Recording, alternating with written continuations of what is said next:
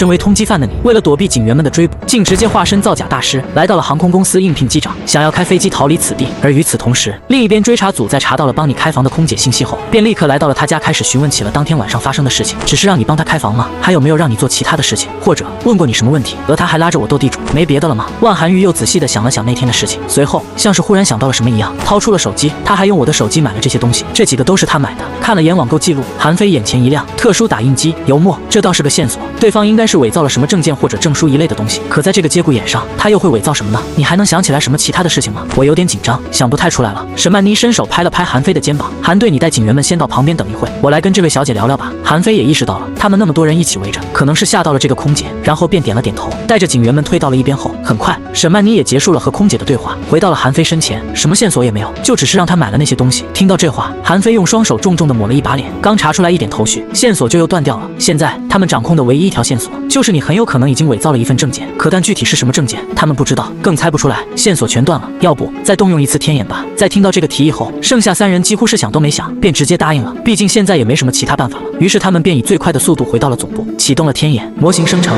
开始搜寻比对，对比速度依旧很快，不到1分钟，结果就出来了。该区域并无此人。看到这个结果后，追查组们都愣住了。不信邪的韩飞扩大了时间范围，再次开启了天眼，可结果依旧。这下追查组的人彻底懵了，这江叔还能人间蒸发了不成？连天眼都能躲过去，这小子不会是个特务吧？心思细腻的同时还有特殊技能，并且反侦查能力也是极强。有这个想法的还不止韩飞一个。这江叔不会是个特务吧？伪造证件、反侦查，这可不是一般人能会的呀！现在跟我说他会开飞机，我都不怀疑。韩飞白了乘客一眼，怎么可能？就算是真特务，也没几个会开的。另一边航空公司内，此时经理还在因为这次招来了个那么优秀的机长而偷着乐呢。可这时负责录入新员工信息的工作人员发现了异常。王经理，你新招来的那2个员工交上来的身份证复印件有点问题啊，输进去都连不上系统，这怎么可能？真的经理，确实连不上系统。您把这2个员工安排在什么地方了？我去问问他们吧。可能是复印的不清晰，我看错数字了。此时他也意识到事情有些不对劲了，还能有身份证连不了网的人？一起吧，我跟你一块去问。此时办公室里，你凭借着优秀的口才，不断从空姐身上套出各种信息。可突然门被打开，你们俩的身份证号可以报给我一下吗？我确认一遍。一听到这话，柳如烟的脸上立马就出现了一丝惊慌的神色，因为她很清楚，她和你的身份证都是假的。可让她意外的是，你的表现可以说是十分正常，自然的报出了伪造的身份证号码。事后还一脸疑惑的看向经理，经理要身份证号码干啥？刚才不是留了复印件吗？你俩的身份证号输进去连不上网。小胡想着是不是复印的不清晰，所以来问问你俩怎么样？小胡，是不是复印件不清晰的问题？可只见对方摇了摇头，不是，他报出来的身份证号码跟我刚才输进去的一样。此时柳如烟的眼神已经开始有些飘忽不定了，而看到这一幕的直播间室友心都提了起来，因为他们拥有上帝视角，一开始就知道身份证是假的，所以当听到身份证连不上网的那一刻，就认定这回你肯定要完蛋了。但经理还真没想到这一点，不会是你们身份证过期了吧？你皱了皱眉头，顺势掏出了身份证，好像还真过期了。说完还不忘了把身份证递到了经理面前，原来是身份证过期了呀。紧接着经理又看向了柳如烟，你的身份证也过期了吗？对方愣愣地掏出了你给他的身份证，看了一眼上面的日期，我的也过期了。经理笑了笑，这是闹的。行了，搞清楚了。于是他看向了小胡，先不着急，等他俩的身份证补办好了之后再录吧。经理，我听空姐们说，咱们公司有个机长最近身体不太舒服啊，对他有点低烧，本来应该让他休息几天的，不过公司现在缺机长，没办法，而且那趟行程都定好了，要不我来给这个机长顶2天班吧？您给他放2天假，让他休息休息，身体不舒服可不能开飞机，这不是拿乘客的安全开玩笑吗？经理微微一愣，这好像也不是不行啊，虽说低烧不是什么大事，但要是开飞机的时候变严重了可就不好了。想到这，经理点了点头，那就辛苦你了，你先帮那位机长顶一下吧，我这就跟他说，让他休息2天，等养好了病再来上班。一旁的小胡很想提醒经理，这位新来的机长因为身份证过期的缘故，还不能算正式入职，但他又不太敢插嘴，索性也就没提。不辛苦，应该的，乘客的安全是绝对不容有半点差池的，这是我的底线。听到这话，经理又想起了你的英雄事迹，这回还真是捡到宝了呀！我带你去跟那位机长交接一下吧，等那趟航班的时间到了，你就去顶他的班。而另一边的追查组此时气氛十分压抑，这一次所有人都感觉到了前所未有的挑战。李晨甚至还提出了想要偷偷看一眼你直播间的想法，不过很快就被韩飞怒斥了回去。又过了一阵，韩飞将今天所有发生的事情迅速在脑海中过了一遍，绝对还有什么没有串联起来的线索。突然他猛地一拍大腿，你们有没有想过，江叔为啥偏偏找了个空姐？其余人一愣，纷纷说出了自己的看法。